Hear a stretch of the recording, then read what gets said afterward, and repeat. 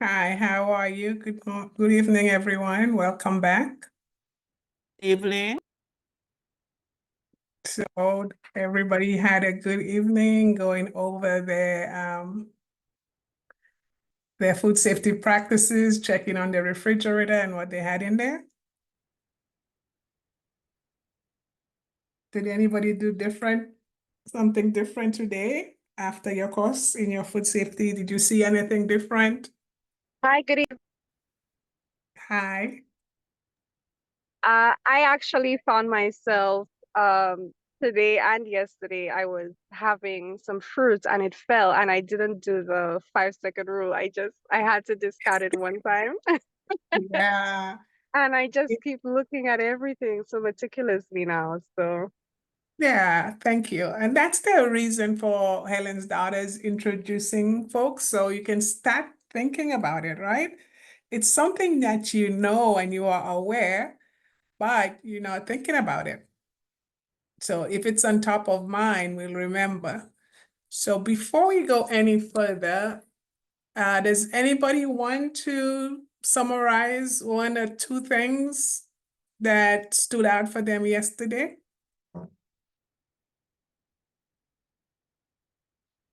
I know you guys are not shy, anything.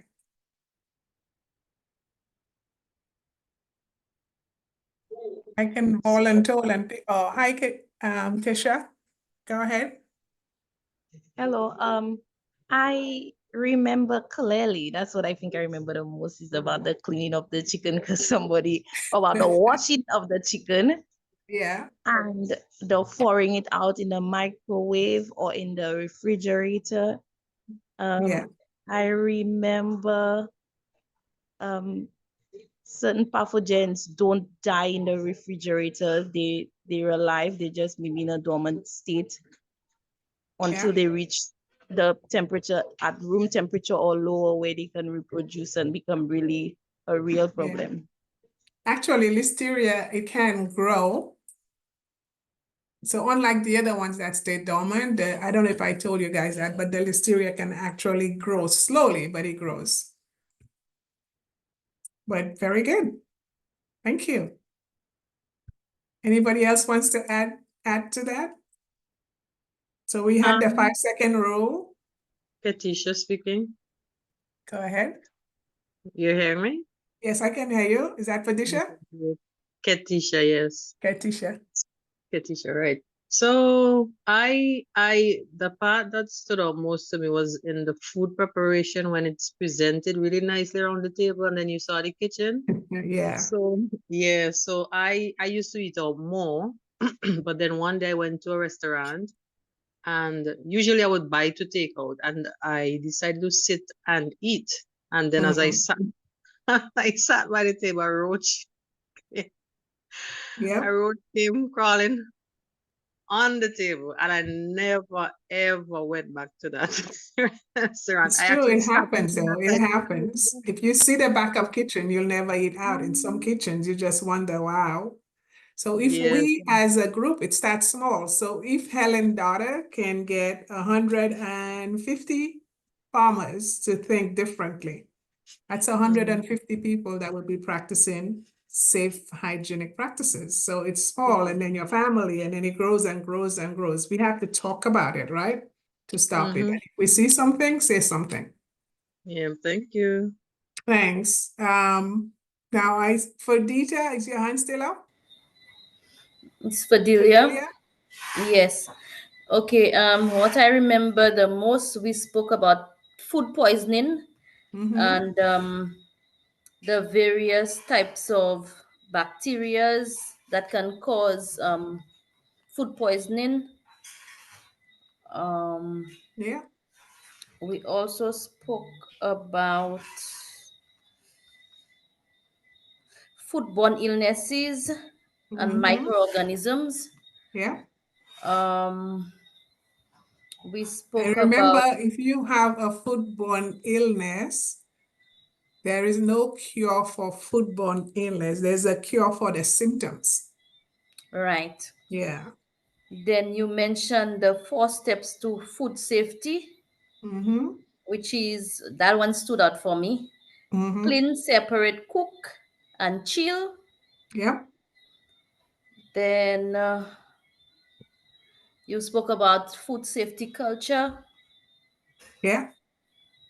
Which is what When we are building today as Helen's Daughters expose you guys to the food safety training. You guys are very lucky because most training like that don't have food safety in it. It's about the dollars. It's about how do I get market access? How do I get money for my loan, which is all good. But all of that is not really going to benefit you if you make people sick. So that's all about the food safety culture. So thank you so much. Yep, and finally you said food safety affect the health, wealth, and reputation of countries. That is that is the key. It does. And most of the companies, the big companies that have food safety, they get a big hit. Like McDonald's right now, their stocks went plummeting down. So their sales took a big hit. Nobody, even though the restaurant that had the recall is in one area, nobody's going to McDonald's. So it is a big impact. All right, so thank you guys for the summary and thank you for coming back. What we're gonna do today, we have a lot to cover, right? I'm gonna try, and I say try, hopefully it will work, to show you a couple of videos. Let me go. And it just summarizes what we said. And I will try this. If not, my kitchens do a lot of work. can you guys see this? Meals are prepared, drinks are poured and spilled. Can you guys see it? Plenty to No, my screen is blank. No, raw poultry. I'm hearing cooking, It's but I can't see anything. No Bacteria is pictures. second, let me try again. rinse your chicken, which means that bacteria can travel beyond what you can see. And I got You it. can keep bacteria It from was spreading. working just now. Now Kitchen it is says clean as skin is possible. share. This One is second. especially important for the high-risk members of our family, loved ones who are younger and older, or Yeah, those with poor I don't immune know what to systems. do. If they get a foodborne illness, they're more likely to be hospitalized or become very ill. Don't rinse your Oh, at chicken. least we can hear the story. Are you guys seeing it now? Raw juice and chicken. No, No, we're not I can seeing hear it. anything. Oh, You Would can you see like it, to you can share? hear it. We're hearing, but we're not seeing. Okay, so my trusty person, can I you will and I will share. for me? I will share it for you. No problem. Is that the HD video link file I'm using, right? The what? The HD video clip presentation. I'm using that to share the video, right? Yeah, I sent you a slide that had. Most common All the videos, right? when this Yeah, let me see if I can 30-second stop this one now, bedtime though. water ritual. Okay, no problem. Okay, I'm gonna share the screen.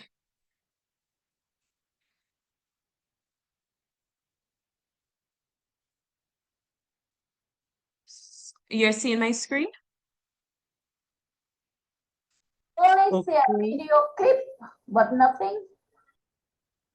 No, I didn't click the video as yet. I just wanted to ensure that you can see the screen. Yes, we can see the Yes, screen. we do. Okay. So this would be Yes, Oh. yes, yeah. Mhm.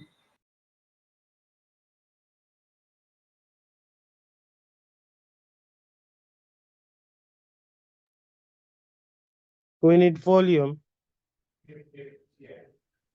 Now you can see, but no volume? I have volume and I can see the pictures too. I can see the Okay. pictures. I can't hear the volume. I can't hear it. Okay, is everybody else hearing or just one person? How many people can hear? Put your hands up. I cannot hear. I can see. I cannot hear anything. I'm I'm not just seeing. hearing. I'm just seeing the picture. See, not hearing, just seeing only. I can hear either. Okay, my friend, is your volume on? my It's volume certainly was at in. 100% on my side. I could Yeah, hear mine is very. at 100% as well. Not hearing. So I don't know Is if it's something anybody on my hearing? end. Yes, Solita here. I hear your clear. Very nice. Are you hearing the video? No, I don't end the video. I only see All right, so the guys, people that it sign up. don't look like this is going to work and we have a lot to cover. What I will do is keep the video chat in the whole presentation. You will have it. Basically, it's a summary of what we talked about in the kitchen. So it's one about the chicken and it's the one about the best practices. It's a nice way of seeing what's going on on the video, okay? We have the link. It's easy to watch, so you can watch it on your own. I'm really sorry about it not showing. No problem. We will able to watch it later on the link. Yeah. I really wanted you guys to see it. Anyway, are you guys back to my screen?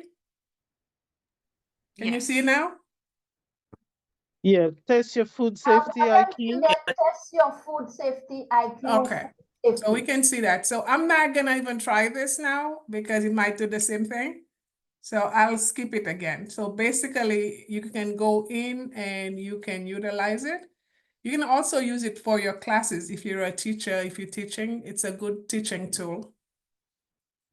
Okay, so what are we going to do today? Today we are going to talk about introduction to good agricultural practices. We'll touch on hazard analysis and critical control point. Assuming everybody had a chance to get to their farm food safety plan. And don't be afraid, I know it's a lot.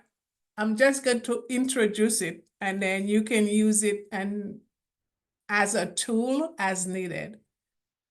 If you don't have the journal, we can send it to you. Or I think it's in the chat, right? Yes, it is. Okay. So if you don't have it, in the chat, you will see it. It's just like when you do your business plan. This tool, the food safety plan, gives you a really great tool for including that as a holistic part of your plan. Then we'll do the organic versus natural. That's a little bonus we're gonna get here.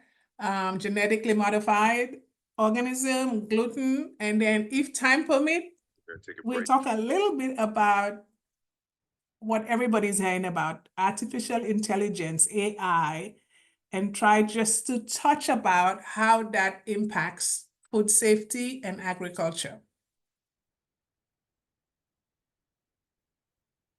Okay?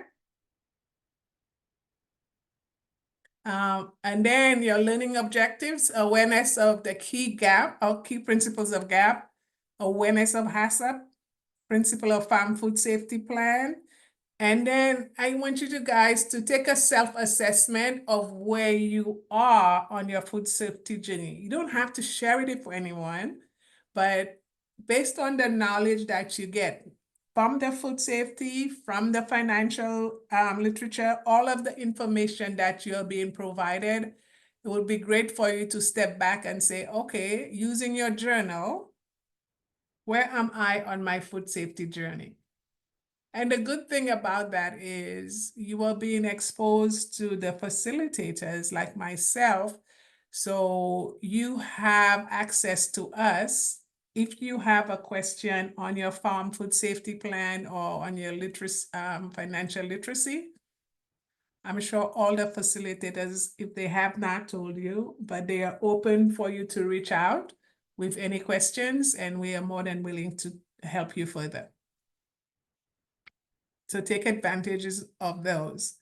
And again, remember, think of the learnings as a holistic plan, not just literacy or nutritional marketing or food safety. Think of it as a whole and how it impacts your process, no matter where you are.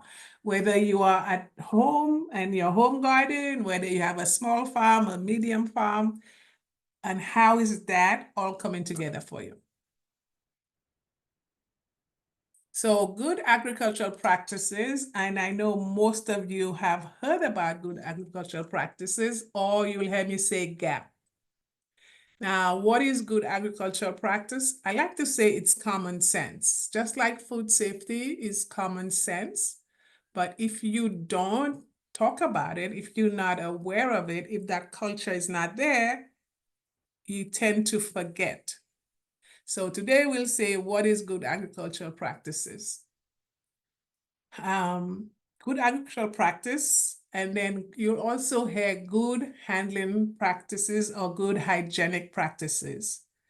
So those are voluntary audits that verify that the fruits, vegetables are produced, packed, handled, and stored.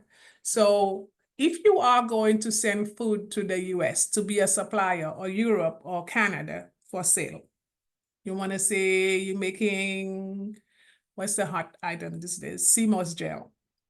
And you want to sell it because they, in the US, I just saw a little jar for $50 US.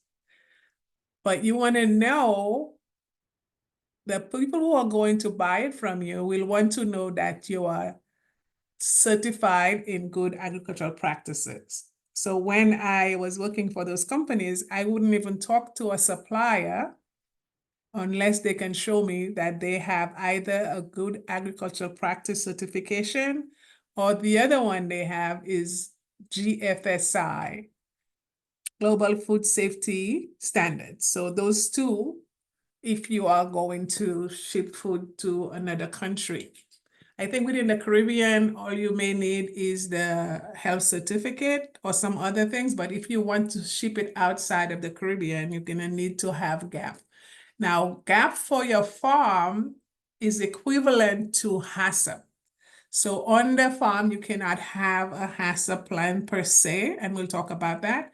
So you use GAP, good agricultural practices, and we'll go through some of the principles. And then if you have agro-processing facility, then you apply HACCP. So GAP for the farm and HACCP for any agro-processors.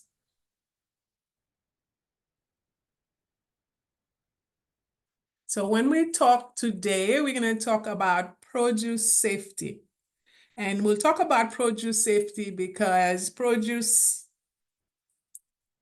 has a lot of challenges. And many fruits and vegetables have rough surfaces, folded areas, and stem scars that provide places for pathogens to hide. And remember, we said a pathogen is a bacteria that can make you sick or cause a foodborne illness for you, your family, or your customer if you do not handle the food properly. And once you get contamination on those fruits does not have a kill step or will be eaten as is, it's very hard to get rid of it. So the key is prevention. Now, it's a little different. So that's why I said we'll focus on fruits and produce, because that's where the food safety risk is higher. On your other food that's going to be cooked, like your yams, your dashings, your other produce, like grounded produce, that's like potatoes, those we still have to use good manufacturing practices, but because they are going to have a kill step meaning either you're going to cook it or you're going to have a preservative or something on it that's going to eliminate any of the pathogens that's available. And if you guys have a question, again, I'm going to try to go through this, but we'll have a window for questions. Write it down and we'll go back for it, okay? Again, we talked about that, the kill step to destroy pathogens that may be on the produce. So lettuce is a big one that we have a number of recalls for lettuce, for spinach. You hear a lot about that in the developed countries. Again, in the Caribbean, you're probably not hearing about it because we don't have a way of tracking it. Or when we have 1 or 2 people sick, the volume is so small, not a lot of people get sick. In the US, why this is a bigger problem, or in Europe, is if you look at the farms, the lettuce farm, for example, is the size of two American football teams. And then what happens is they load those, they have the farmers in the field, they cut up the lettuce, they put them in the big truck, they take it to a warehouse, they chop, chop, chop, chop, chop, rinse it. Now they're supposed to have a disinfectant rinse, but remember I said if it's contaminated, you can't get rid of it. And so the reason why it's so much higher is if you have one contaminated head of lettuce, like a small farmer will have, and you will sell that to one person, if there is an issue, it limits it. Unlike in the big farms, if they have one bad lettuce head and now they've chopped it, now they just contaminated the whole lot. I would recommend that you don't eat bag lettuce for your safety for that reason.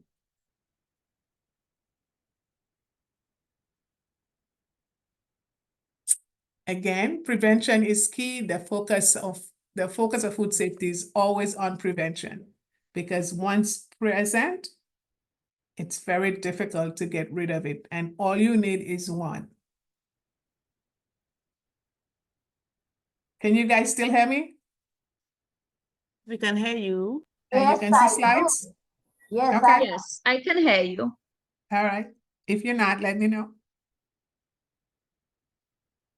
So what are the sources of contamination for produce? Now, when I go through this, I want you to think about yesterday when we talked about at home and how that links to the farm or to wherever you're making your food outside of your house.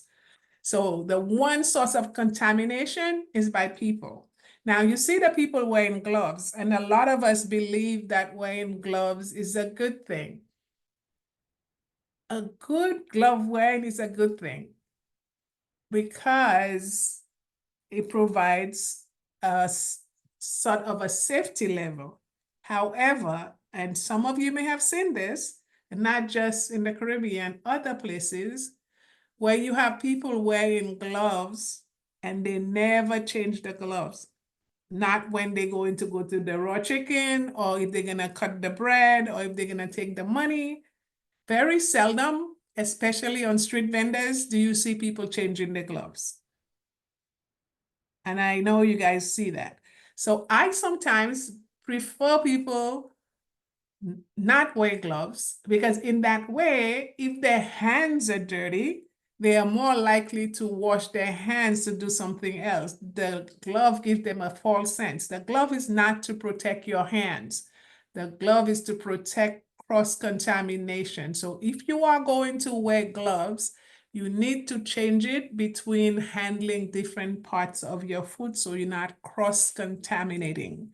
And remember, cross-contamination is when we go from raw to ready to eat, from money, for touching surfaces, touching the garbage can, and all of those. So when by hands, handling by people is the main source. The other one is contact with animals for obvious reasons. So in your field, you don't want to have animals in your field where you're growing food. And that includes domestic animals like pets. So if you're doing a backyard garden, you don't want your dog or your cats to go in there because they can contaminate the field with their feces or with their hands from going to different places.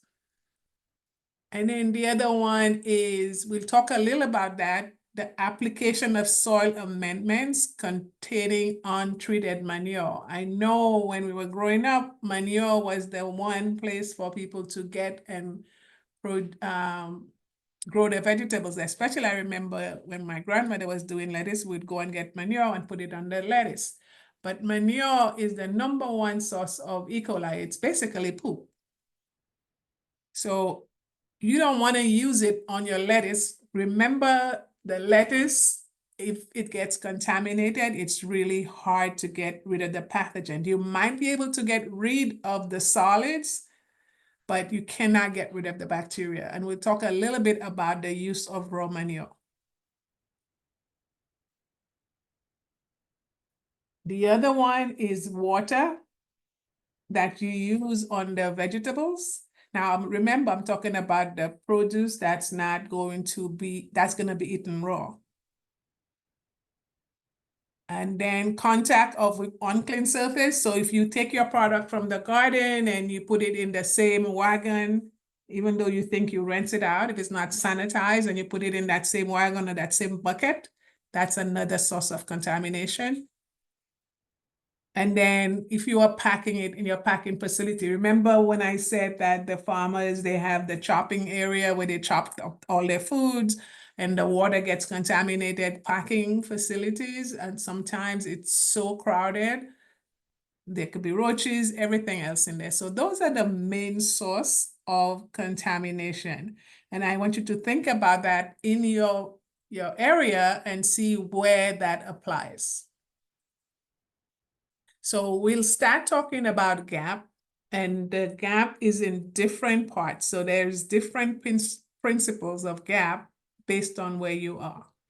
So for most of you, it might be too late because you already started your planting, but think about this in the future. If you are starting a garden, you need to do a self-assessment. And if you haven't done one and you're already working on it, it's not too late to try and see where you are. So you want to look again at your garden. Is there was the animals being used on there? Did they have grazing animals? Did you have flooding, for example? Do you have water, river water coming in? And one big one is chemical pollutants. So was your farm used prior to you getting there? For example, we know banana farmers use a lot of pesticide, right? So did you have an area where pesticide was used or chemical pollutants that stays in the soil forever? And then the manure we talked about. So you need to make sure you do an assessment from a food safety standpoint, as well as when you think about all the other things you think about before you grow your food. Don't forget to think about that big aspect of the food safety side. So if you find a problem, don't ignore it. Document it and find a solution for it. I'm not going to tell you not to use that land, because I know land is scarce. But if you find that the animals were grazing, maybe you don't plant the lettuce in that area. Maybe you plant the yam and the dasheen that's going to be cooked in that area. You find a smaller area for your lettuce. Now, in GAP, documentation is key. I like to say, in God we trust. Everybody else show paper. Because if I'm coming to do an audit of your farm, your area, you telling me that, oh yes, I did the assessment, nothing against you, but as an inspector, I want to see it on paper, because that's your legal binding document. So remember to document, date, document, and also review. So through that whole process, documentation is key. We talked about this. So during planting, so now that you've assessed your area, you've done your gap analysis, you've documented, I didn't have any findings, and that means that land has been free from cows for the last 5 years that I know about. Put all of those down, or yes, they had grazing of animals, but here's what I did. And you will find all of that in your food safety plan to guide you. Again, we talked about raw manure to a vegetable or fruit garden. So raw manure is poop. Basically, if you use raw manure on your fruits or vegetables, you literally is adding the feces and the contaminated food to the product. Now, if you want to add manure, raw manure to your growing field, you can do it about 5 to 6 months, which I know nobody has that time. You can put it in that soil over time, and then what will happen is the bacteria will stay and die. But if you are growing it right away, and lettuce and tomatoes, they don't wait that long to grow. then you're gonna have a problem. Keep the animals away, and the water used for irrigation needs to be clean. So there was a big recall on lettuce, and the whole US got sick from it. It was going on for months. And then what we found out when the investigation with the FDA is that that farmer had animal farm and an animal shed above him, and his runoff water was going right into the produce section. And that produce farmer supplied food for all of the US. Now, the farmer, of course, said it's not him. He's been doing this for years and nobody ever tell him nonsense and blah, blah, blah. But when they took the samples from his farm and the items they were finding in the water and in the lettuce, they realized it was the same. Now, I put a little bit there about doing the staking the tomatoes. You guys know that. And the reason for staking the tomatoes, in addition to keeping it straight and thing, is to keep the vegetables off the ground. And it allows you to do your irrigation at the root of the plant versus on top of the plant. Because you don't want, if you're going to use water that's not sterile or water other than the city water or groundwater, then you don't want to add it to your vegetables.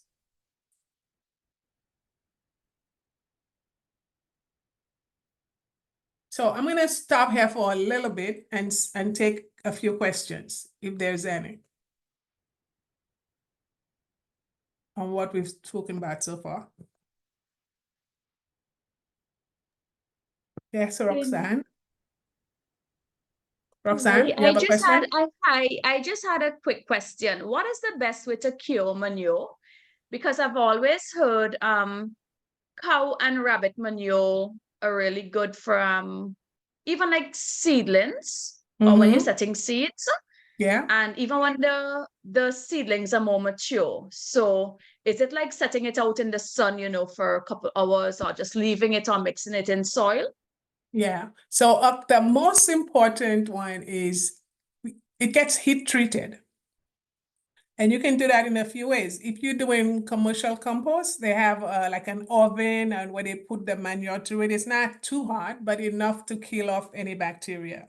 Another common one is, like you said, you set it out in the sun and cover it so it doesn't get recontaminated over a period of time. And depending on how much you have, will depend on how long you have to keep it dry. So you want to dry it out so the bacteria dies, right? And then you need to lay it out thin, because if you have a high load, the inside will not dry. Now, one other thing that is, in addition to the cow manure, the chicken pellets, those are dried. I don't know. I know you can get some in some of the islands. They're expensive, but those are really good because they've been dried and gotten rid of the bacteria. So you want to try to use that. The same thing for your compost. Okay, when you say the same thing for your compost, is it that you would use the raw manure and just put it in the compost and allow it to break down over months, or you cure it first and then add it to your compost? You cure it, you cure. So when I say, what do you mean by that? So compost, you know, you have to let it stay over time for it to get ready, right? So you have to cure the compost. You can't put the fresh compost because you put everything in there. You have to cure it before you use it. The same thing, you have to cure or treat the manure. That's what I mean. Can you blend them in? I'm sure you can, but then again, it might take a little longer. Okay, great. That was my next question. Okay, thank you very much. All right, Cynthia. Good evening. Two questions. The manure from the cow, can you use it wet? Okay, I was told by a farmer that when you get it, you could put it in a sack, you know, and then put it in a 5-gallon bucket of water. So no, because now what you've done is you've taken the manure, which has a lot of bacteria, mostly E. coli and salmonella, and you've given it a place for it to grow even faster. Oh, wow. Because now bacteria likes moisture and time to grow. So whatever that's in there, by adding it into the water, you're adding the bacteria and it's multiplying. Now, if you are going to use it in your soil way before you plant, that's fine. Or if you are going to add it to the soil for your yams and your other produce that's not ready to eat, you can use that, but you want to make sure you do not at any time add it to your produce, tomatoes, lettuce, cucumber, spinach. That is not going to get cooked because once it gets contaminated, you cannot get rid of it. It's really, really hard. Okay, and number 2 question. If you have animals like your dogs in your backyard and you're growing stuff, but it's not on the ground, it's on, I put it on the, what do you call it, beds high up. Is that okay? Yeah, it's with a raised bed. Again, Yes. remember the goal is to not get whatever that you are using to get contaminated. So if you're using a raised bed, which is what I think you're saying, right? Yes, correct. Yeah, that's not a problem because you've used your soil and there is no opportunity for it to get cross-contaminated by the animals. Because my soil and at the back of my yard, it's not good. It's 10 years I'm trying to grow things and I just gave up this year. When I Sorry started about seeing. So what I do, I purchase my soil. Yeah. And I do my own compost myself. Okay, and you're curing the compost before you use it, right? Yes, I do. Okay, good. And when I cut my grass, I Yeah. kind of have them in boxes drying. Yeah. And then, and I have So a lot the of trimmings too I think that grass trimming is safer because it doesn't have a lot of manure. So if you can dry those are actually better. Yes, because I have one part of my yard where I have all the green figs, the ripe plantain, and the macambu, and I put all my grass there on it, so they're growing so nice. Yeah, so your macambu, your ripe plantain, those are not a high risk. All right, Anya. Thank you. Thanks. Andrea, you had your hands up? Good evening, Miss Theo. Hi, how are you? I'm good. Nice to How see are you and you? hear you again. Likewise. I just had a comment about Cynthia's question, if I may. Sure. Yes, listen to Miss Theo about the microorganism part of it, but the differentiation is that things like pig manure and chicken manure are hot, so they will burn your plants if you put them on directly. So if you're applying them to like a flower garden, but the cow manure and the rabbit manure can go straight on. But always pay attention to contamination because you wouldn't want to put the cow manure straight onto lettuce because of risk of illness. But I just wanted to point out that they can go on cold if there isn't a risk of contamination. Okay. Thank you. Just All right, one we have room for question. one more question before we continue. Is there a typo in the paragraph that's on the screen? It says any soil amendments, any chemical, biological, or physical materials. I'm wondering if you meant or physical materials. Any chemical, biological, or physical materials intentionally added It's to the an off soil. that I'm not sure of. 1 second, let me read it. Any chemical, biological, or physical material intentionally added to the soil to improve the chemical or physical condition of the soil or to retain water. So that's what a soil amendment is. Okay, so the off is correct. That's what you're Yeah. saying. So those are the examples of soil amendment: peat moss, compost, mulch. Those are called soil amendments. That's what that was saying. Ask, I'm Thank wondering, you. she's querying between biological and physical, whether the word should be off or or. Now it says anyone, so it's not saying and. It says whether you're adding chemical, whether you're biological or physical. Yes, sorry. Yes. Yes, yes, yes. That's the typo. Oh, thank you. You guys are too good. So I should say or physical material. Yes, Okay. I'll Okay. change that. Thanks. You guys are paying attention. That's good. All right, let's keep going. Okay, so I wanted to talk a little bit of what's biological soil amendments of animal origin. So it's the ones we were talking about. Any soil amendments intentionally added to the soil to improve chemical or physical conditions. Those contain animal ingredients, treated or untreated. Now, hey, I see I have eggshell. Why is eggshell making that list, you guys? Anybody? We know the manure, we know the compost, but why is eggshell on that list? Calcium? Nope. No? Calcium, yes, but from a biological standpoint. Think about the eggs. Eggs can have salmonella. Eggs Nella. can have Yes. salmonella. And then if you don't dry the eggshells, you can use them, but like the other ones, you need to make sure that it's properly dried. So whatever bacteria that's on it doesn't get to regrow and contaminate your plant. So eggs is high in salmonella, just like chicken. So that's why, and I'm not saying not to use it because it does have a good source of calcium, but just let it dry over time. Don't use it raw.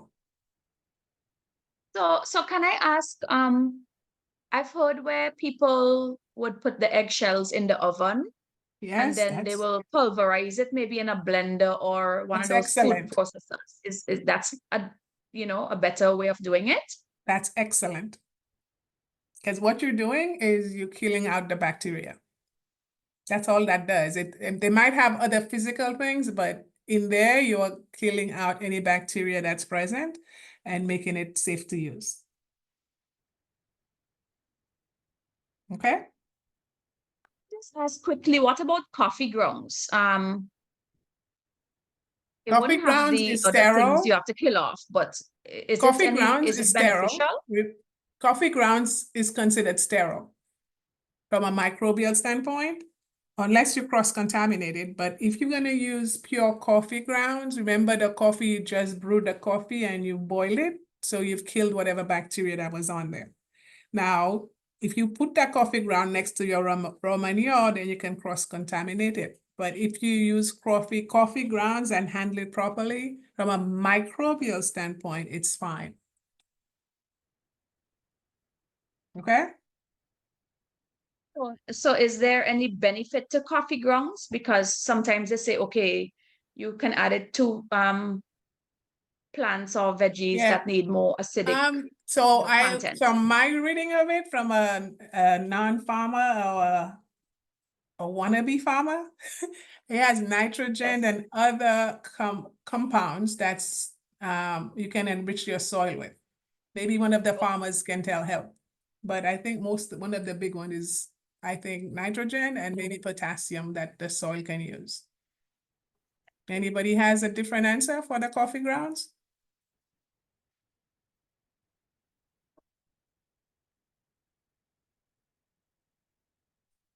Okay, so here's an example of treated manure that you can use: cured compost and bone meal.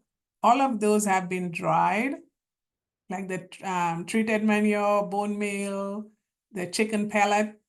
You have to bring them at high temperature to grow them, to make them the pelleted ones.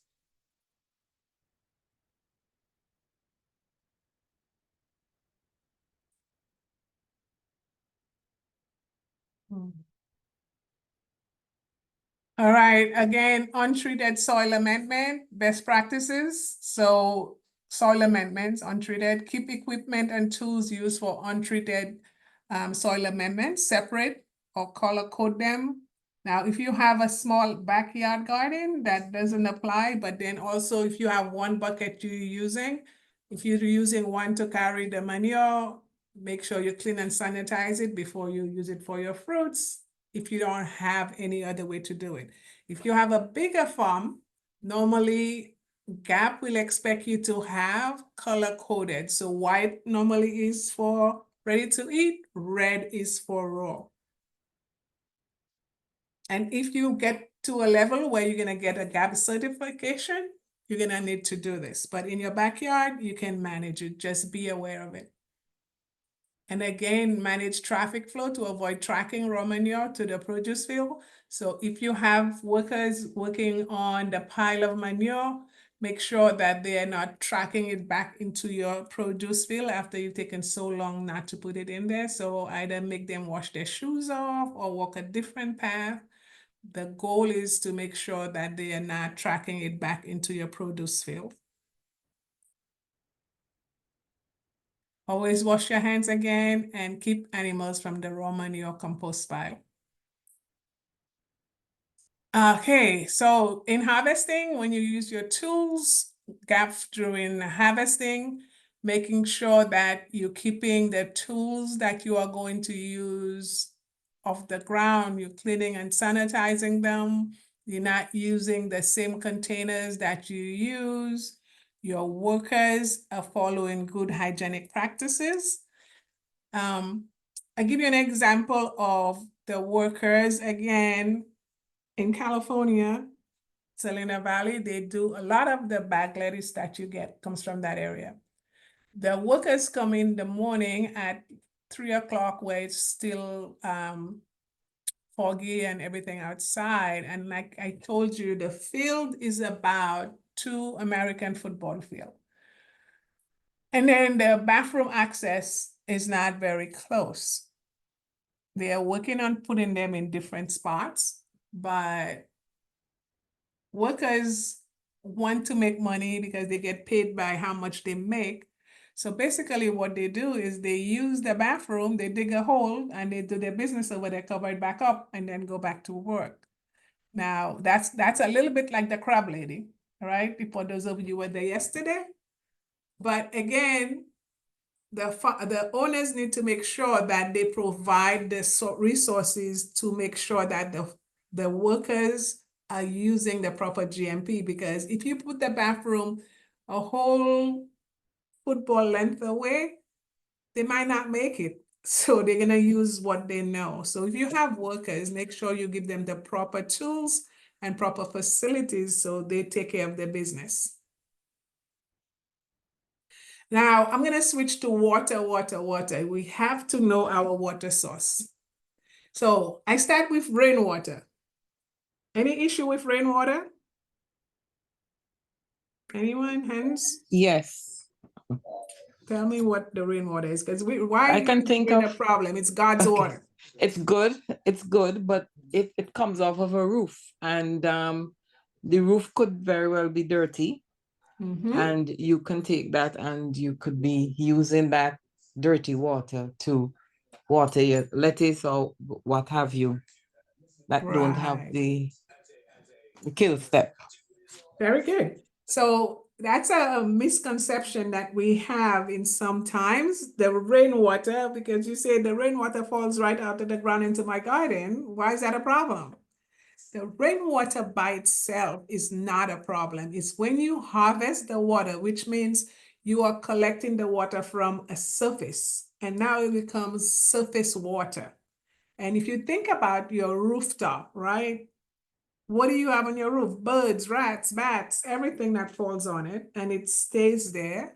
And you basically, if you are collecting the water, you rinsing whatever that's on that surface into your container where you're collecting the water. Now you say, well, what should I do? Because water is so scarce. So there's a lot of things you can do. You can add a filter to the water from where it's going in or out. And the filter is a 0.45 micron. It's very, very small. It's like cheesecloth filter. You add a piece of cheesecloth to the water.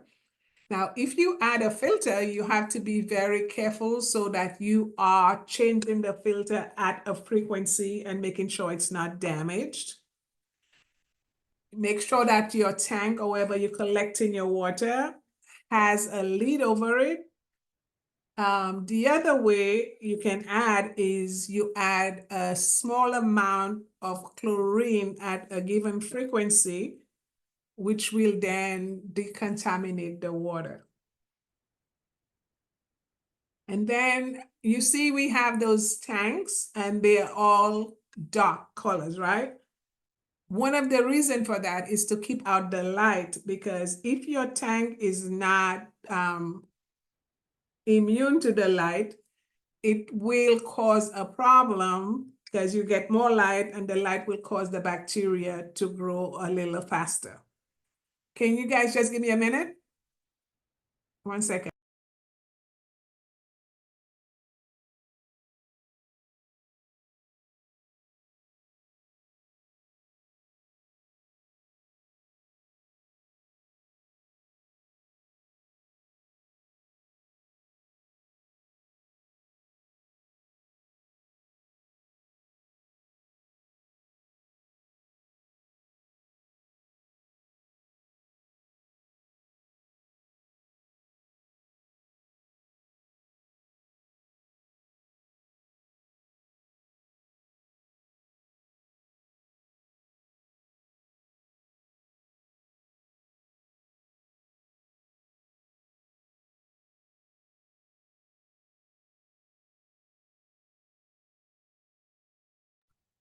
Hi guys, sorry about that. Hello? You're welcome. All right. So rainwater, it's a good source of water, but it's surface water. And if you are going to harvest water for your garden or for your, especially your produce, you need to make sure that you are treating it, you are protecting it, and you're putting it in a dark container so that light doesn't penetrate. Okay?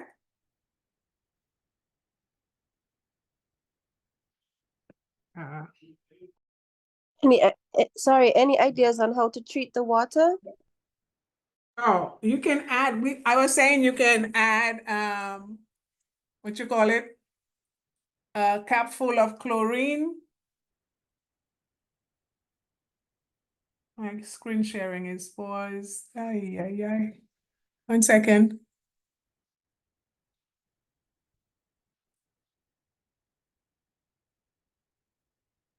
Does anybody know how I unpause my screen share? Can you guys hear me? Yes, I do. Yes, we can. I'm hearing you. Okay, I'm gonna have to step out because my screen sharing is paused.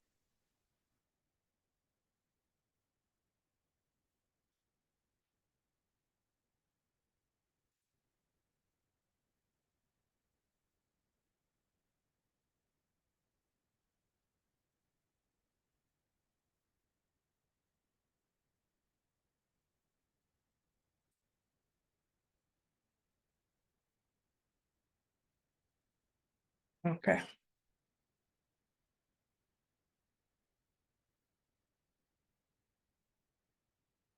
All right, so we talked about rainwater. Sorry about that, guys. Technical difficulties. Then we have the river water. Now, that water can be good and bad. It's, again, it's a little bit of a surface water. So where it's coming from, you have to worry about it. If it's flowing and it's clean like a spring and it's coming from a spring, it's better. But in the river, you have to watch what animals are using it. Is it coming from flooding? Is there any animal activity around it? So be careful. And the best water to use is municipal water. Now, the municipal water, it's assuming that the city, Wasco, or whatever other water company you have is treating that water and they have chlorine in it and the water is safe. Now, if you're in Mexico, that's not true because the municipal water is not safe. But if you're in an area where the water quality is good and it's treated, that's probably the best way to use the water because it's the safest water from a bacterial standpoint.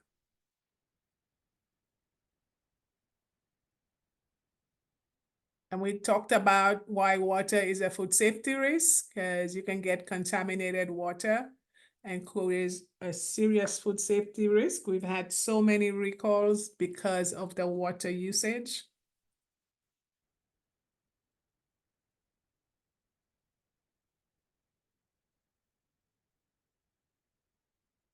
And then just a quick definition, when I talk about production water, I'm talking about water that will touch the harvestable portion of your fruit, vegetables during the growing process. So if you're going to use irrigation water on your farm, like you're seeing in that picture, make sure that that water source is free of bacteria. Oh, sorry. I was going to ask you the treated ways for the water. I skipped over that. So I said use chlorine, use a filter. Now, UV is a source too. Some of the ways that you keep the water, to treat the water. Sorry, I forgot to answer that.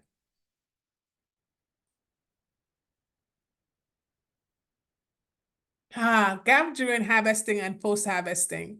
So packaging, storage area, tools, containers, have a plan to clean and sanitize them. So remember I said cleaning doesn't get rid of bacteria on surfaces. You have to sanitize it.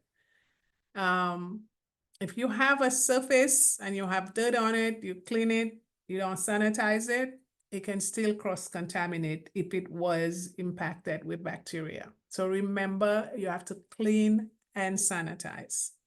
Again, the most common one is a chlorine-based sanitizer. Now, I know a lot of people ask me, can you use vinegar? Can you use something else? Vinegar has some level of effect, but it's not very effective on all microorganisms. So, well, you can use it, not as effective.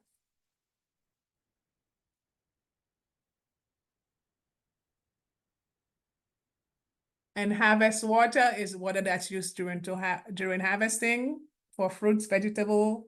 Hand washing is just as, you don't want to wash your hands with contaminated water, just like you don't want your product contact surface to be contaminated with water, because all you're doing is causing cross-contamination. Now, look at this picture and tell me what's wrong in here of just a few points of what do you think's going on in there? Just from, even if you had never seen that course and you see this, what do you see? Anyone? I'm I see seeing the banana. it's torn. The gloves is torn, yes.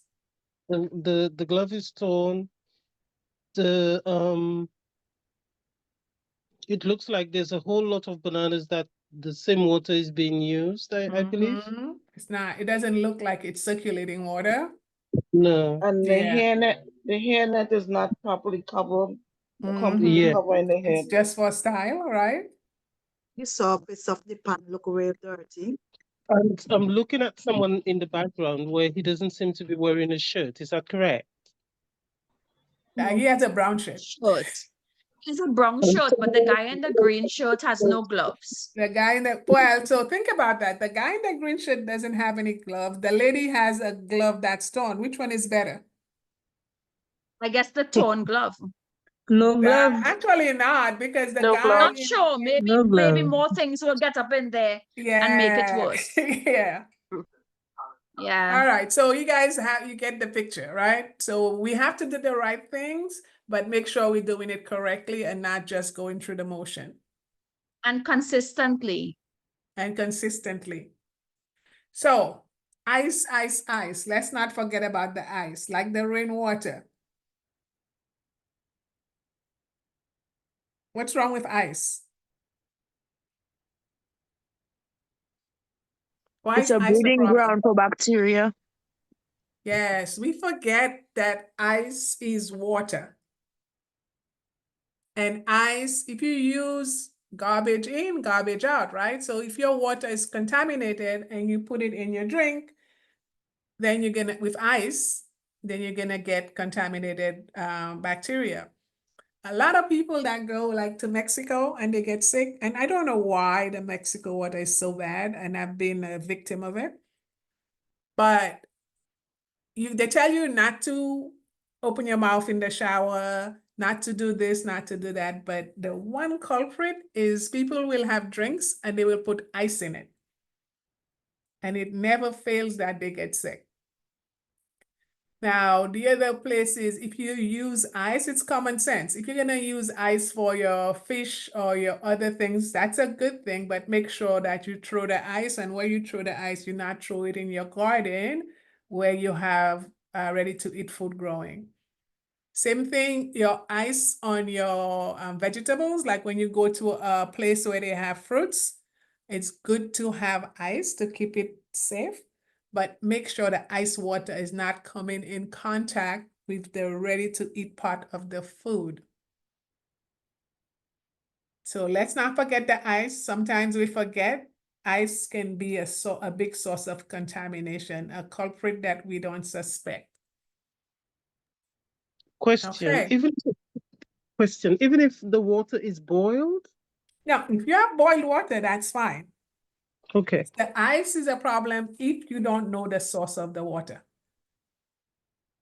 Right? But how many of us use boiled water to make ice? I do. You one step ahead of us. It's actually very difficult to boil your water, wait till it cools, and then make ice, I'll be honest. Yeah. Okay. It's difficult. Now, if you boil time it, consuming. yeah. But if you boil the water, again, remember the key here is to be able to get rid of any bacteria that's available in your water. So you prevent it from happening. And if you can't prevent it, you have what I call a kill step. And the most common kill step is cooking or boiling. And that's why fruits and vegetables are so risky, because you don't boil most of your fruits. Your lettuce, you eat it raw. And the onions, you use it raw sometimes. Again, the other hazard that you have to consider when you're doing your gap analysis, again, the same way for manure, you make sure you use only permitted pesticide. Avoid mixing chemicals because they can have effect on the employees and also effect on your customers. Make sure you're applying the correct dosage. Now, one thing that we do when we work in the farm or in agro-processing, we will use containers for different things. So if I have a container of chlorine powder and I finish using it, it's very easy that I'm gonna clean that container and add something else to it. The problem with that is somebody can accidentally use it if it's not properly labeled. Also, you can have cross-contamination of something else, a different chemical. And keep records of it. If you are thinking of sending food outside of the country, the number one thing that they look for is pesticide residue. All of you should have a list of approved pesticide and the levels. A lot of the food that gets rejected is for pesticide residue, and they're testing it very, very frequently.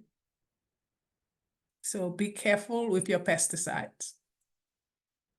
Again, in your building and structure, make sure that you are maintaining it.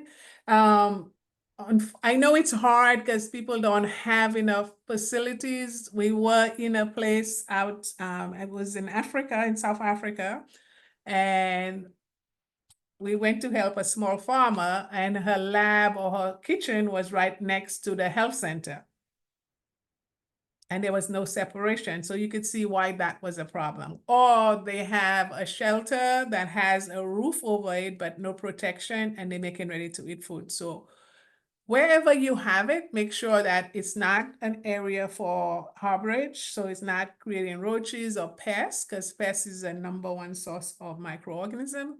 And it's not exposed to the environment. and your floors don't create cracks where you can have water stored in there. So if you have tiles, make sure the tile is clean and it's not a harborage area for water. Because remember, I tell you, bacteria needs water. A drop of water is like a Olympic-sized swimming pool for bacteria. All right, so now you've done all your planting and your harvesting and you're ready to go to market.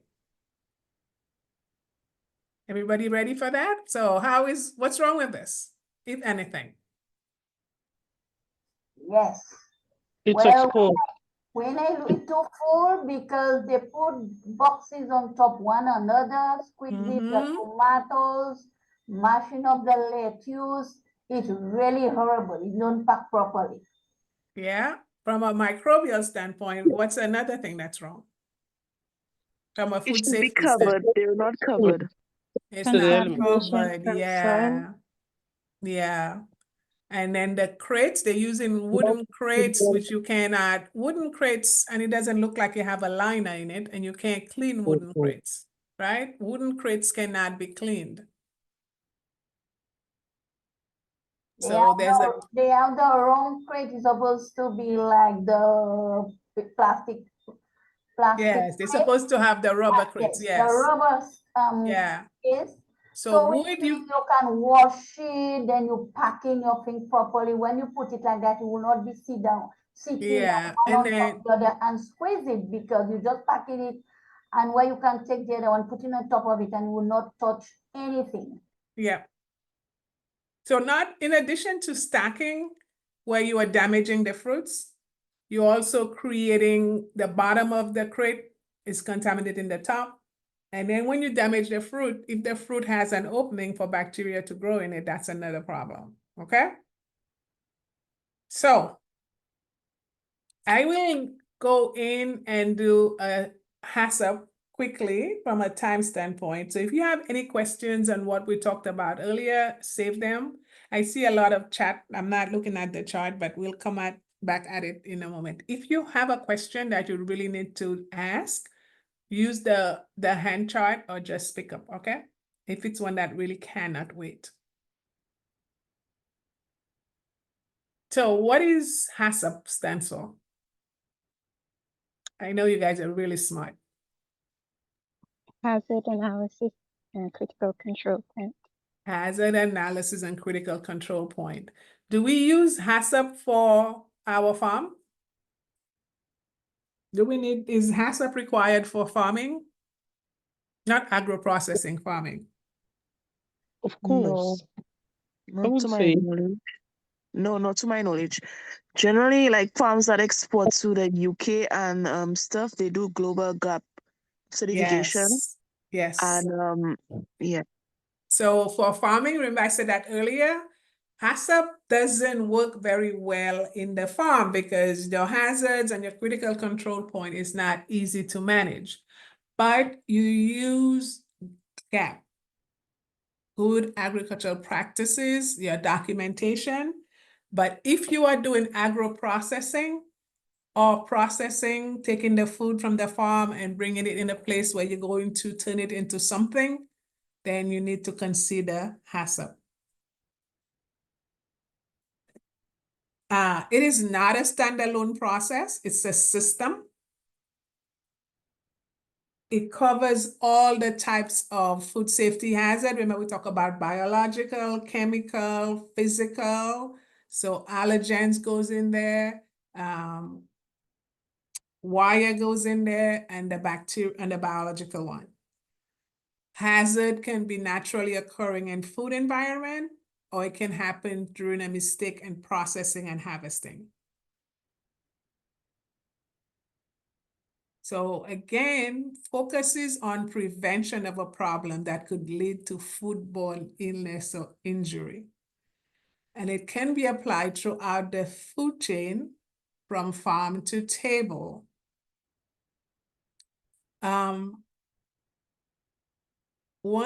If you're gonna do HACCP, you have to monitor, and we'll talk about it. I'll give you an example of a major metal recall.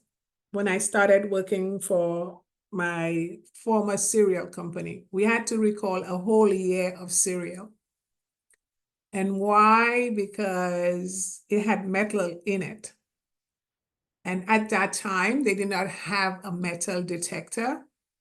They had somebody watching the screen, and he was documenting the screen and saying, there's a hole in the screen. The hole is getting bigger, until the point where he said there's no more screen, but he never told anybody, his supervisor never checked.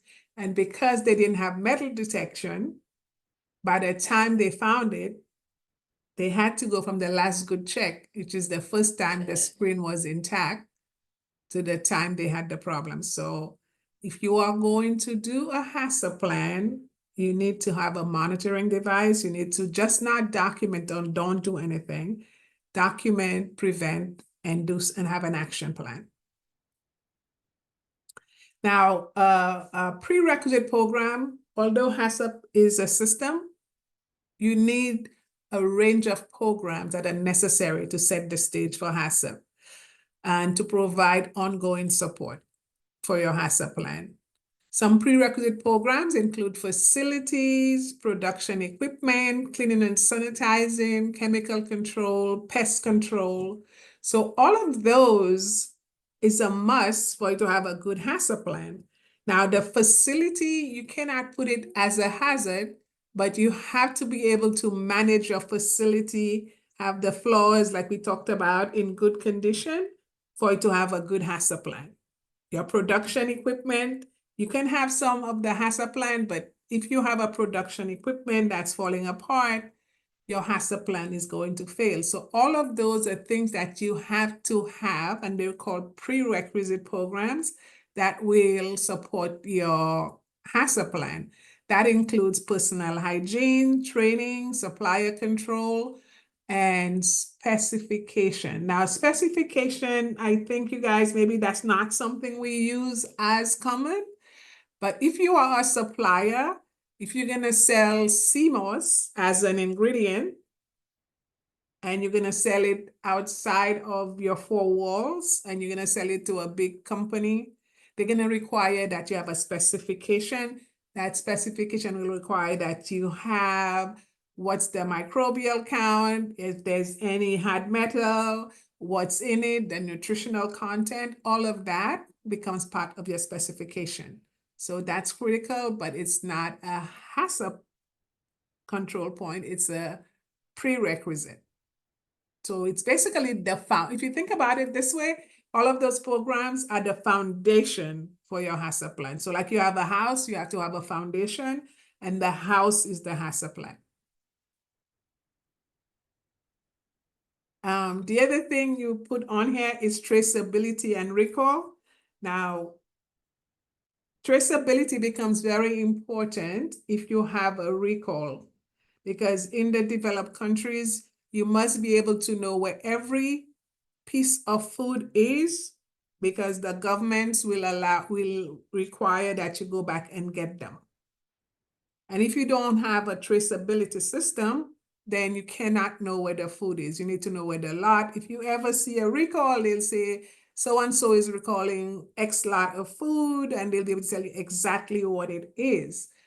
The problem with the developed countries is when they have a recall, they are not getting the message back to the smaller countries where they sell it to. And the problem for why that is because you have people going to the shelves in the store or going to Costco and buying the food that, say, Kellogg sells cereal to Costco. Mary Jane goes in and buy the cereal and resell it to somebody in St. Lucia or in St. Kitts, Nevis, or Dominica. Then you lost your traceability. So when Kellogg is recalling, they have to depend on Costco for Costco to say, I sold it to this person or that person. So that gap creates a delay in getting spoiled food at the shelf for the smaller countries. And this is the difference between prerequisite. It deals directly with food safety issues. it cross multiple product line, and the failure of a prerequisite will normally not lead to a food safety hazard right away. Now, if you're dealing with HACCP plan, it's solely with food safety issues. It's specific to product and line, and deviation must be considered potential food safety hazard. So let's take an example when I said the metal one. If your metal detector fails, that's an immediate food safety hazard.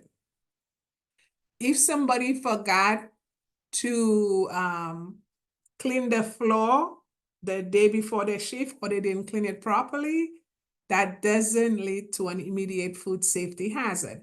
If you continue, then it causes a problem that will contaminate your food. But are you seeing the difference? So the prerequisite program, they may not lead to a food safety issue or recall.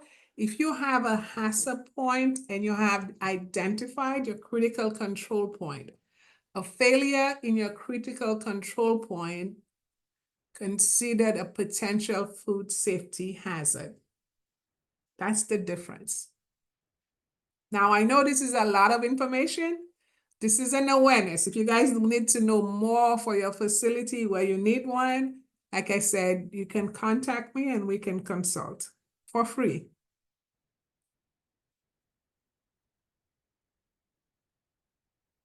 Again, here's some examples of hazards. Glass from a light fixture is a hazard. How will you control that? Is you have shatterproof light shields. So if you are in your factory and you have lights, and the light is, first of all, if you have lights, take them away from your open container of food. If you cannot take them away from your open container of food, make sure you have a shatterproof covering on the shield over the light. And so if you have a shattered glass, it won't fall in your food. Metal fragments from equipment if you have equipment that can cause metal upon metal and causes metal shaving, use magnets or metal detectors to determine those screens. So those are samples of hazard. So those are physical hazard, and then you control them with those. If you have a micro hazard, most of the micro hazards are controlled by temperature. So you have to have a temperature. And if you have a failure in the temperature, that creates a hazard. So here's a quick HACCP implementation step. This is all available, so you have to have education and training. You need to have, if you're gonna put a HACCP plan, you must have a subject matter expert that will be able to identify the critical control point for you. And if you have a HACCP plan and you cannot demonstrate who is your subject matter expert to identify the hazards and put the control in place, then that HACCP plan will not be accepted. Okay? And you have to make sure you have all the principles of the HACCP applied. Okay, so that was it for HACCP and GAP. I will stop for 2 questions before we go to the other ones. We have, we at 7:19, so any questions on what we've talked about? Now I'm seeing a lot in the chat. Are you checking the chat for me, my friend? Any questions? Hi, just 2. What are some manure safe and others? Why are some manure safe and others not? And is it the percentage of grass or vegetables in the meal? That's from Miss Duncan. So why, I think we answered that. Why are some manure safe and others aren't? Because we said manure, raw manure, I think is Anja who said the rabbit manure is hot. Now, the chicken and the pig one is. The what? Is hot. The chicken and the pig manure is hot, meaning it will burn the plant. Yeah, If it it will is burn not the allowed plant, to and then the kill. cow manure has E. coli in it, and you have to treat it. What was the other question? It was the manure, and what was the other one?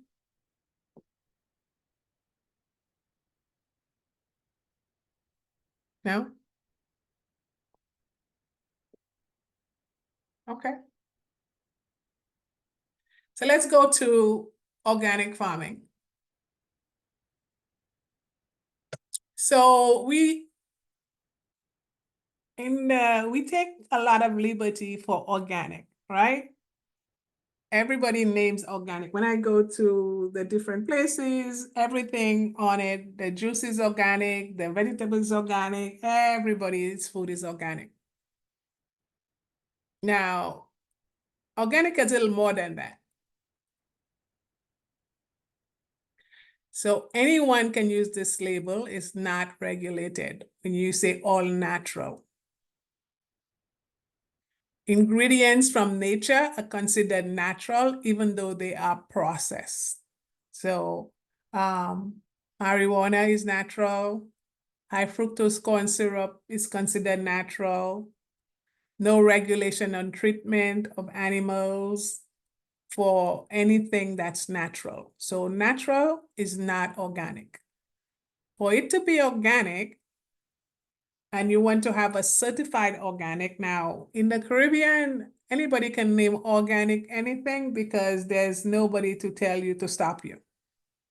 Now, does the Bureau of Standards have information on what organic is? I'm sure, because our Bureau of Standards have a lot of standards. The only thing is nobody knows about them.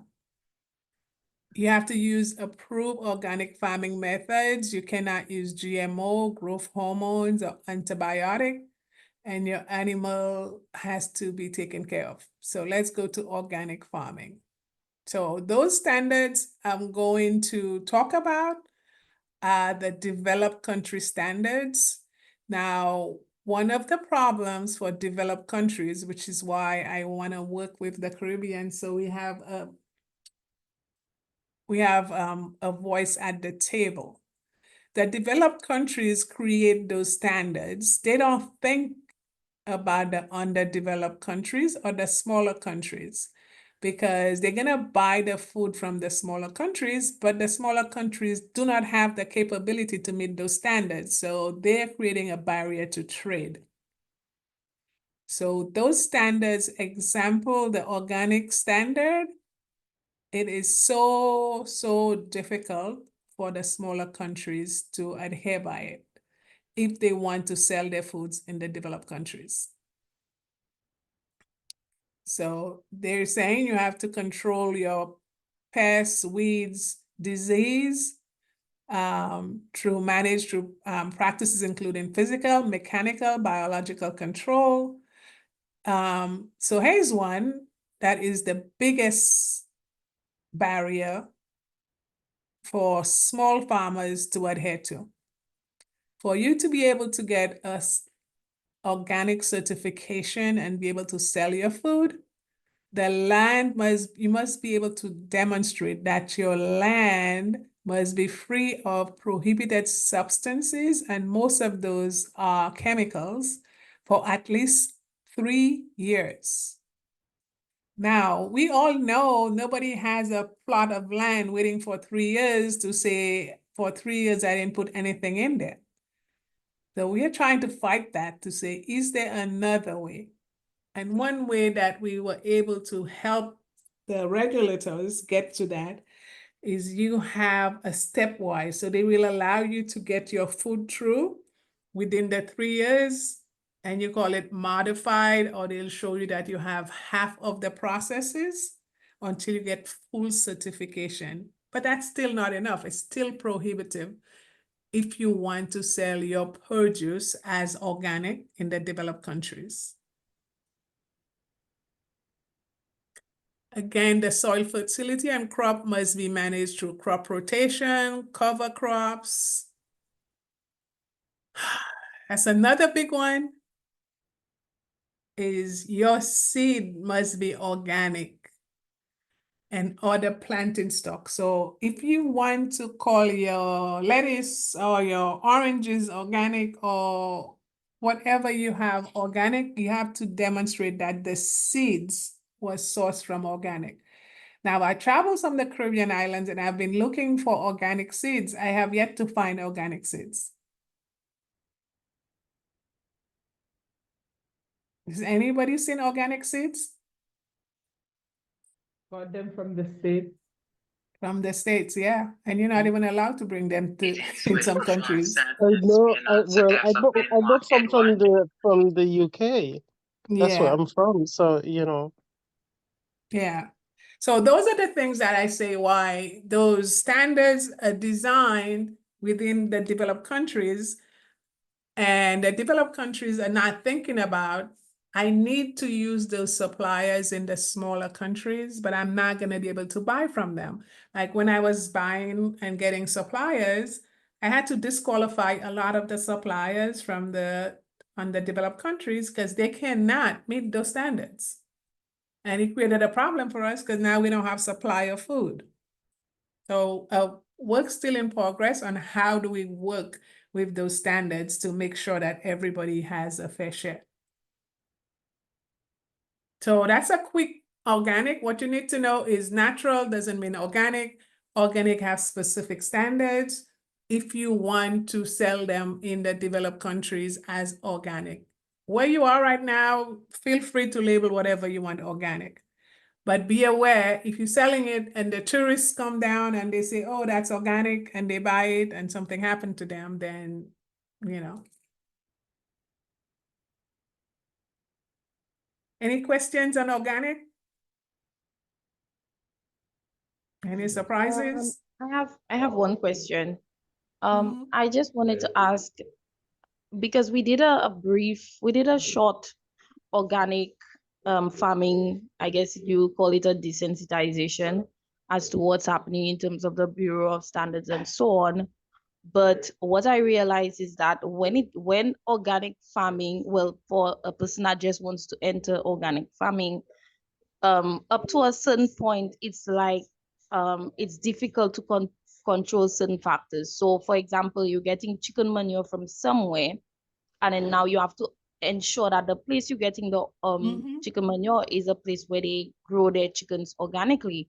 Yep. And then with that as well, then there's an issue of good faith, because somebody can very well tell you that they grow their chickens organically, but they don't, and they don't even know where their feed comes from. So it's, yeah. So it's very expensive to be true organic. Now, in the developed countries, it's okay because they can charge more for the organic product, right? But I don't think you can charge more for your organic. People are not gonna buy it. They don't care. Because it's really, really expensive to have an organic farm. That's a downside. That's why everybody just put organic on theirs. Phyllis, John, you have your hands raised? Good night, everyone. Just a comment. I tried the organic method using the ecological gardening model. It worked for a while for me, in that I could, you could see it takes time because I had some good and bad soil, right? So I had a lot of the pests. So my crops were flourishing really, really nicely and all of that. But then you see, like the next day you go and it's cut down. So it's like, I mean, that used to get to me. They're like, we call them ground poppy in St. Vincent. I don't know the scientific name, but they normally burrow through the soil and they would eat away at the roots and then pull the entire plant over time down in the soil. There were some areas in my garden where it worked really well, like the pest was really controlled and all of that. But it's a lot of work because it depends a lot on your soil composition and the structure of your soil. And once you get that managed, I know that I can tell anybody, it takes time, but it's Yes, worth the it. outcome is great if you can get it. Yeah, It's just really, really cost prohibitive to get in there. yes. Yeah. So thank you. And one last thing with the chicken manure. I see why they say it's a hot manure. I remember getting some and I put it in my ecological bin. And like, oh my God, it had a lot of worms. Yeah. And it just turned me off. And I said, boy, I will never use chicken manure in my garden again. I mean, Yeah, that thing so freaked it me might be out. good for bacteria, but then from a micro standpoint, you have to figure out how to take care of it. All right, so Yeah. thank you. I will probably have some more time for questions again because I like those. But let's go quickly to GMO. What is GMO?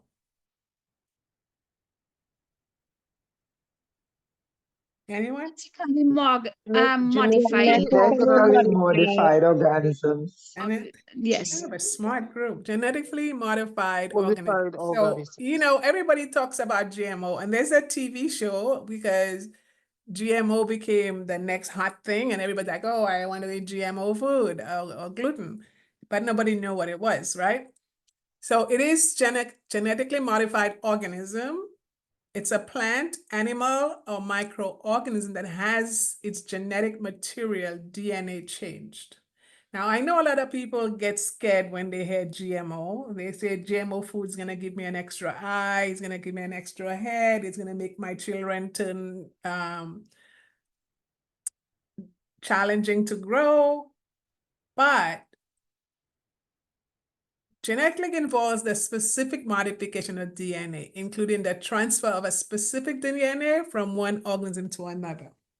Now,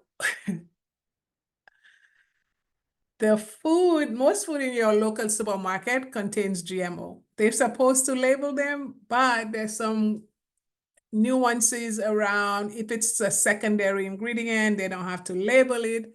So most likely eating GMO food.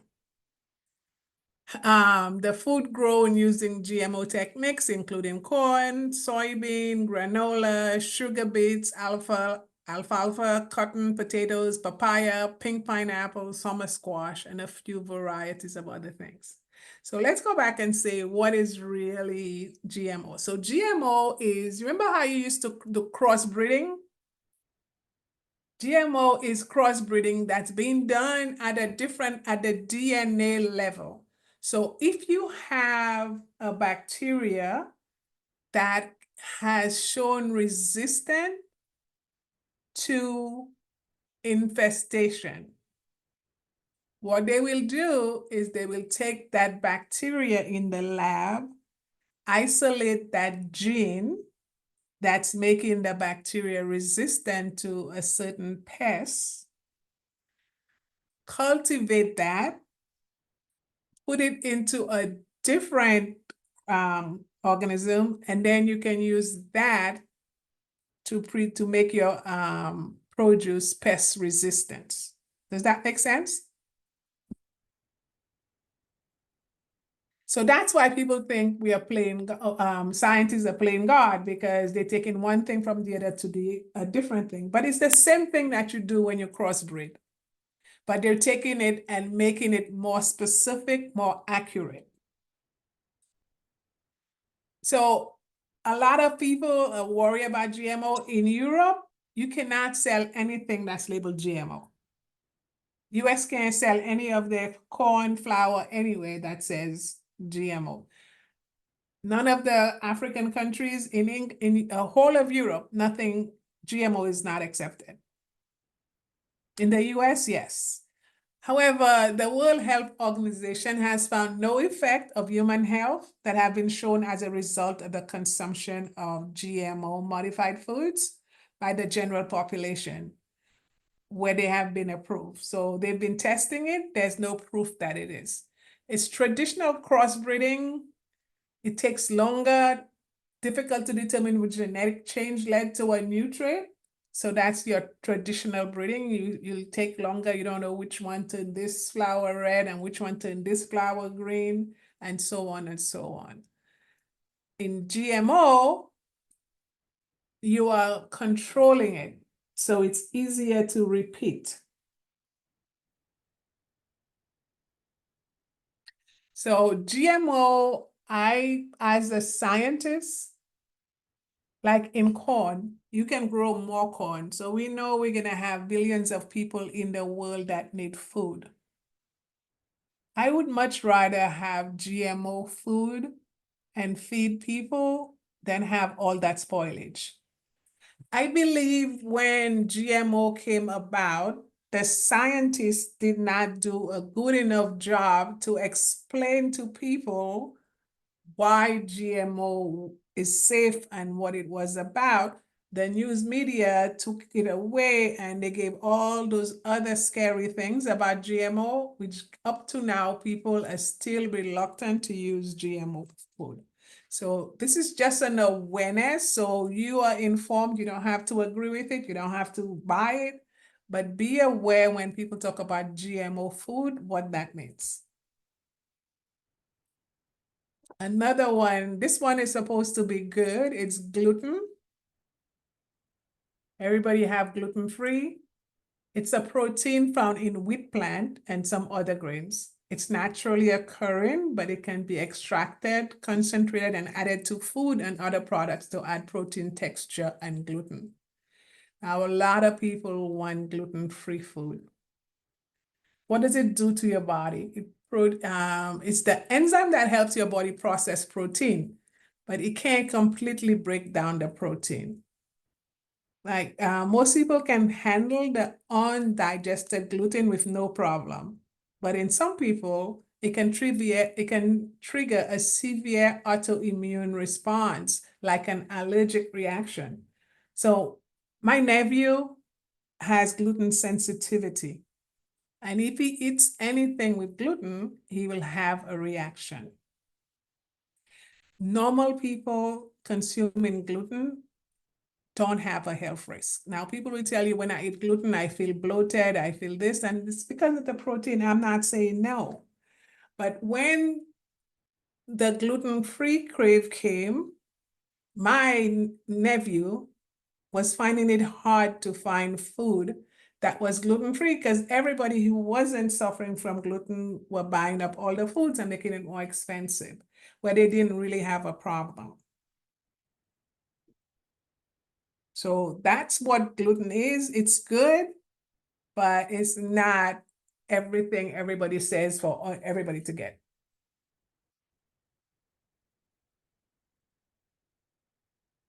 Oh, sorry. Now, what my nephew suffers, if you have gluten, then people with celiac. I don't know if you've heard of that, but when you hear somebody have a celiac disease, it can be really bad because they can't digest it and they have some severe issues. So there's people that is actually suffering from gluten and they need to have gluten-free food. But the way the world has gotten, everybody wants gluten-free food. And it's creating a problem for the people with the celiac disease.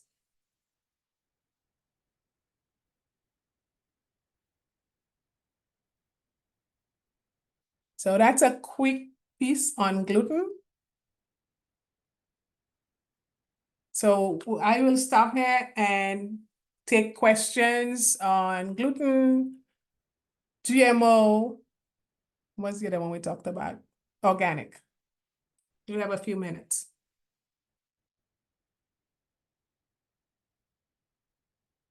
Anybody have gluten as a celiac or know of somebody who has celiac disease? Are you guys still there or you fall asleep on me? No, we're not fall asleep. Yes, miss. We're there. Okay. Brunetta, you had your hands raised? Yes, miss. What we talking about the organic? Yeah.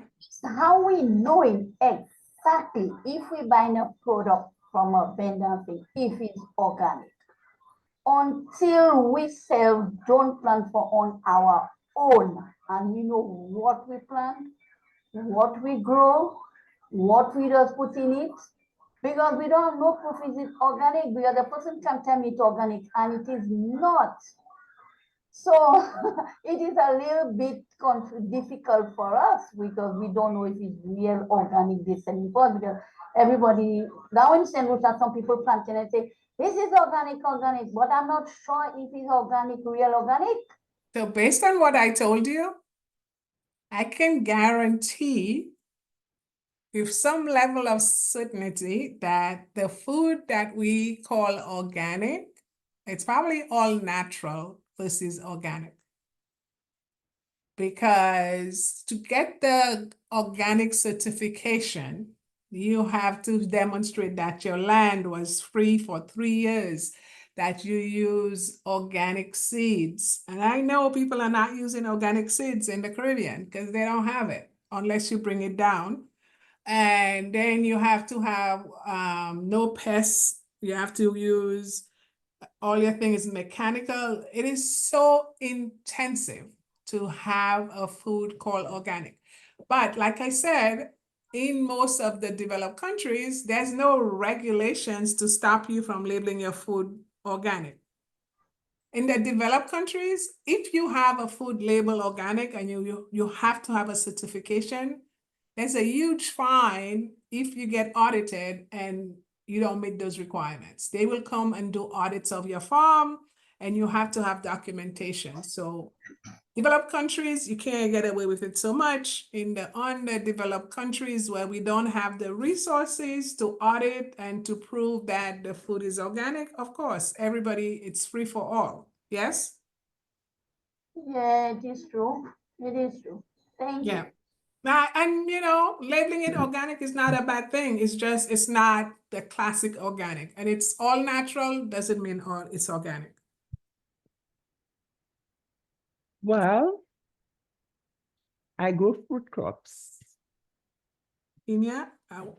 I said I grow fruit crops. You grow fruit crops, okay? Yes. And the land that I'm operating on had not worked for over 70 years. I don't use, worked? They had not worked that land for over 70 years, plus 70 plus years. Okay. I don't use pesticides. When I have a problem, I simply use oil and dish liquid. Yes, you have to be at it every other day. Yeah. Some of my seeds, for example, when maybe I'm a little selfish when it comes to that. My okra and stuff, I get organic seeds from the States and I grow it. Of course, I eat it myself and I have the rest in the freezer. Yeah, so that's good. So you have a few people, but I think the majority, and that's fantastic. But the majority of us, probably not. Okay, and I don't use Wasco water. You don't use Wasco water? No, I use rainwater. Yeah, okay. Thank you. Okay. Kira had her hands up. Yes, good night. Kira, sorry. Okay, I'm bad with so names. yes. So let's say like in St. Lucia, there are some areas, for example, by my home, my area, where you have like breadfruit trees growing all over. Like you just go down like by the beach, there'll be a patch of breadfruit trees.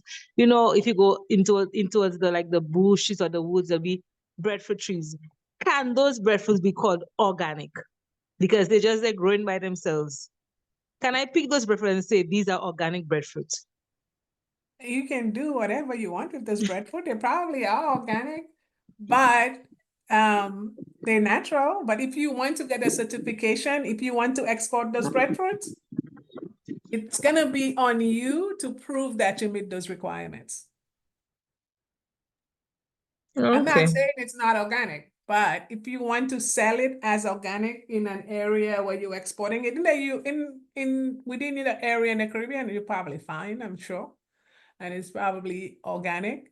But if you want to get the organic certification label, you will have to document and prove that it's organic. But can I just go to the market and say this is organic though? Oh, you can do it. You won't be the first person. A lot of people are doing it. You won't be the first person, and nobody's gonna stop you. Okay then. Yeah. But Miss, to me, as you are saying tonight, I learned a lot about organic, and according to what you say, it is really true. You know why? We have natural, maybe natural, but not really organic because we don't get the organic seed. We don't get that in St. Lucia. Yeah. We go overseas. I even went to Martinique there, and Martinique don't have no organic seed. Yeah. Understand? If you don't get organic seed, how you can plant organic? Yeah. So remember I said earlier. As you are saying, we are natural, but not organic. No, but let me go back and clarify something. Again, remember I said that developed countries put standards where other countries cannot follow? Now, the organic standards was designed by people. They set those standards that said this, if you want to be called certified organic, you must follow those regulatory standards. Right? And it's a documentation. That doesn't mean your product, like I think it was Victoria who said her food is organic. And that doesn't mean it's not. It's just if you want to have the label and the standard, you must meet those regulatory requirements. So it doesn't mean your food is not, if you were to say, is my food organic? Yes. All it means is that you maybe did not follow the regulatory standards set by the developing countries. Yeah. Thank you. It only applies if you want to get those certificates.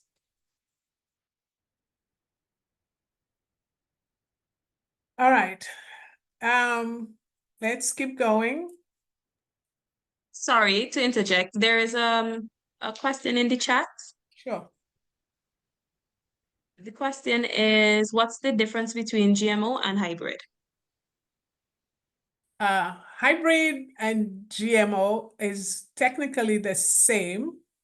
One is you're doing it haphazardly. So you don't have any specific, you're not isolating the genes, you take in the animal things and doing it. In the GMO one, you're actually isolating a piece of the DNA from an organism that you says, this organism can be pest resistant. So I'm going to take this organism, it's actually a bacteria they have. I'm going to grow this bacteria. I'm going to specifically isolate that piece of genes or DNA. I will replicate it and I will put it out there to use for my plants. So in my pesticide, so it's pest resistant. Whereas in a hybrid, it's less technical. And you cannot repeat it all the time. This one is exact science. That's the big difference. You're taking it to the DNA level, the cellular level, and you're doing it in a lab. You generate, it's like designer genes or something like that. So you're manufacturing it versus the hybrid, you're not manufacturing it. Does that make sense? Whoever asked it? But the concept is the same. All right.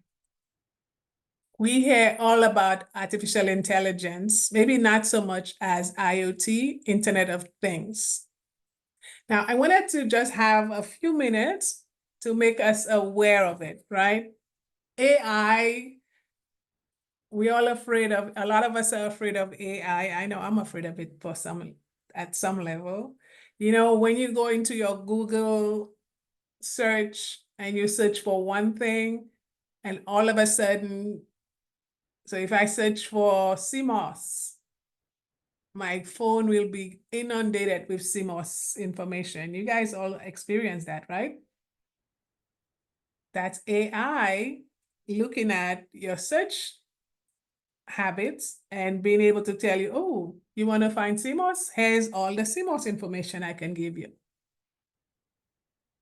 The Internet of Things is a little bit about a lot of equipment with sensors talking to each other to give you some information. So some of us, when we think about AI, we think robots, right? And this robot is going to take over, but you'll find out it really is not all that. And there is some advantages that AI brings for us. It's dangerous. We have to control it, but there's some positives to it. And right now it's being used in agriculture. So what is AI? And I'm sorry if this is a little too basic, but I figured not to assume. Let's go through the definition first and make sure everybody is on the same page. So artificial intelligence is the creation of machines that can perform tasks requiring human-like cognitive abilities. So it's what the human is doing by stimulating our intelligence. They are designed to learn from data, understanding language, solve complex problems.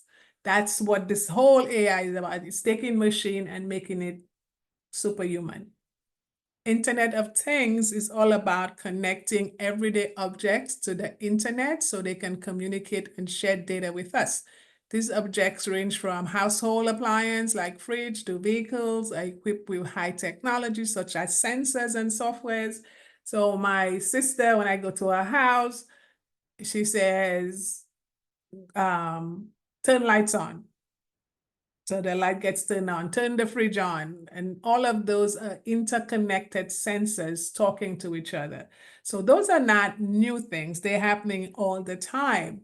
So the question is, where are they being used in agriculture and food safety, and what are the benefits? Jesus. Sorry, guys, I stopped my screen share again.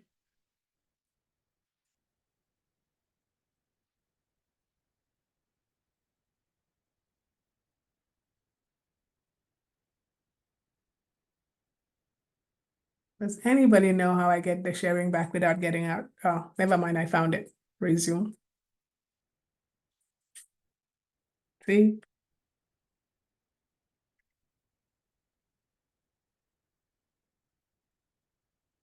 All right, so what do we use AI for?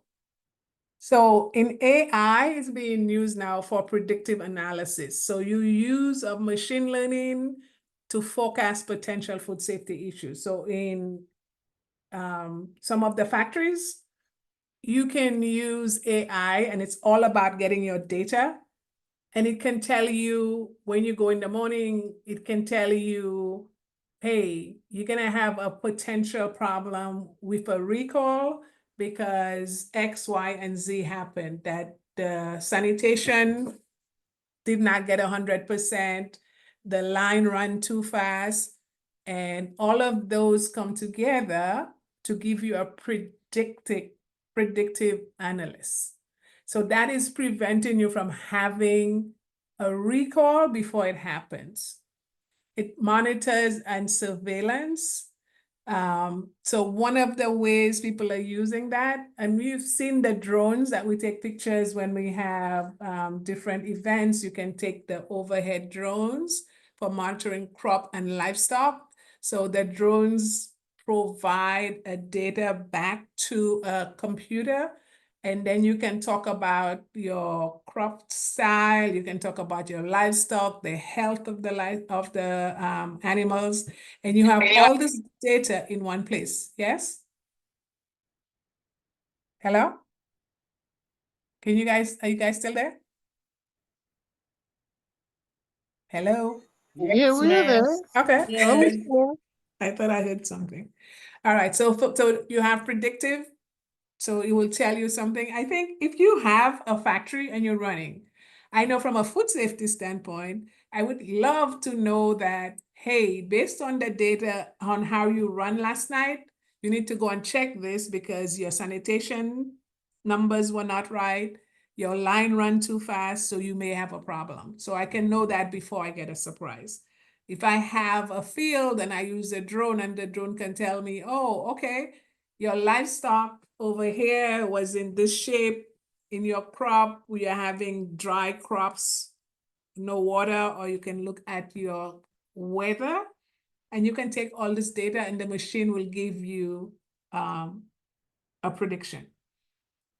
A traceability system, they use blockchain. So Walmart, which is one of the biggest manufacturers now, they use what they call blockchain. Now, blockchain is a tool that they use in the financial industry. So what it does, it provides you a way to quickly trace, if you have a recall, exactly where the food is. So what you will do is, for it to work, every part of the supply chain have to put the data in. So somebody was talking about, how do I know this supplier is giving me organic food? It's a trust system. Everybody would have to say, I'm providing you corn. Here's the traceability on the corn. Here's where I got it. I'm providing you the bags. Here's all my information about the bag. So when Walmart gets this whole picture, if they have to recall their food, they know exactly what farm to go, where to go, and how to get it. So that's called blockchain from farm to table. It's very difficult because suppliers don't want to put the information in.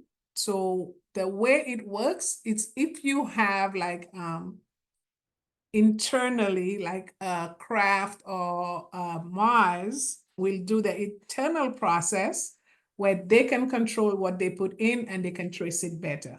So all of those applications are AI, Internet of Things, that is already being used to increase how we do farming. So an AI example, they use it again to monitor soil condition. They can automate irrigation, track weather condition, monitor health, and monitoring of plant growth. So here's an example of the blockchain. So it provides traceability. So the supplier, the manufacturer, the distributor, the retailer, the customers, all have to add the data in there for it to work, so you can trace it. And in this case, Walmart has been able to trace recall food in less than 24 hours, even if it's on the water. Like if they're shipping, they can turn the ship around from the water in less than 24 hours. So that's a AI tool. Here's an example of the drones. You see those, and again, agricultural drones, and they provide aerial image against the big farms. So they can see all over. They can see if there's an area where the employees doing their business. They can see if there's infestation, collect all that data, drop it into a machine that has sensors that will pick that up for you. So you can see, the farmer can have a better picture in advance of the actual issue. So again, here's another one for monitoring. You put your soil, your machinery, your water, your weather, your crop. So if you can get your soil condition, your machine condition, your water quality, be able to talk about your weather, and based on all of that is data, and your crop condition, you put all of that together, they all have sensors, and then that sensor will give you a predictive tool to help you enhance your farming process. It's all sounds like magic, but it's happening right now as we speak. It will take a longer time to get to you guys, to bigger because it's expensive. But I wanted you to be aware of this is actually happening now, and it has benefits on how to put it. Now, if any of you have traveled recently out of JFK or any of the big airports, you cannot get on that plane. There's nobody to help you unless you know how to use their computer. And you have to check in online, you have to do all of those things. So we need to embrace technology, and we need to embrace AI, and we need to embrace Internet of Things. Be aware of it because it's coming. Now, I'm gonna try, Shuna, do you want to try this video for me? I'm afraid of doing it myself. I can. Just give me a minute, please. All right, I'm gonna try it and see if this one will work. But if not, while you're doing that, let me see if I can. This is a quick summary video, and we'll talk to you about AI better than I just summarized it for you. Welcome to Are you guys seeing it? Agriculture YouTube channel. Did it work? Today, we are diving into the No, exciting Hello? We're not seeing no, it. we're hearing but not seeing. Uh, We This not, video. I don't seen it, but I heard the sound, the video. I heard it. you hang it, but you're not seeing it. Oh, I'm not Correct. sure. I'm not seeing it. All it's showing on the screen is AI agriculture video. Yeah, it's telling me my screen is sharing, but I don't know why it's not showing. All right, let's see if our friend can help us pull it out. In the meantime, while she's trying to see it again, I'm gonna put that video in your files, and you can read it and look at it there. So let's have we have like 0 minutes left, but any question? Oh, we didn't do your farm food safety plan. But what I will ask for you to do is, it's very self-explanatory. Take your time on the learnings that you have and go through and see where you are in the plan, okay? Did anybody have a chance to look at it? No? I can pull it up for a little bit. Okay, so I'm gonna make an attempt to try it. So I'll share my Thanks, screen. my dear. Let's see if we can succeed on that. It's actually a very interesting video if you can get it to play. I'm gonna stop sharing. Okay, thanks.